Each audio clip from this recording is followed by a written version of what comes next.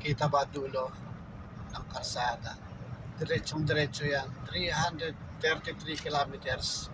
Diretsong diretso lang yan. Walang kaliko-liko. 333 kilometers. Gano'n siya kalayo.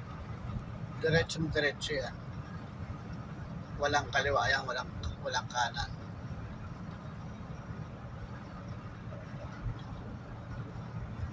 Walang gasolinahan, walang tindahan, walang kahit na anong bahay. Pagka napatang ka, next day ka pa mare-rescue. Pag naubusan ka lang ng gas, next day ka pa mare-rescue. Naplatang ka na walang ka tubig, sa radiator, mamasaraan ka, next day ka pa mare-rescue. Matutulog ka sa kalsada sa gilid. Ito yung pinaka lugar. Bago ka naman pumunta dito, lumiko sa lugar na to, may checkpoint sa may pagpasok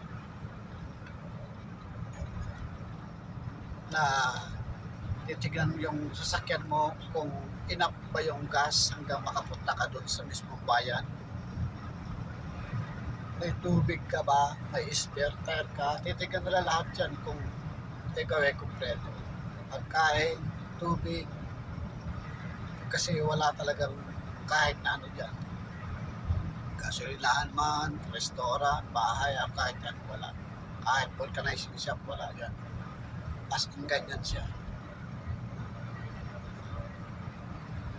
Kaya napakahirap pumasok sa lugar na to, dumaan dito pag wala ka talagang gamit at walang ka ng pagkain, tubig, gasolina, or diesel man.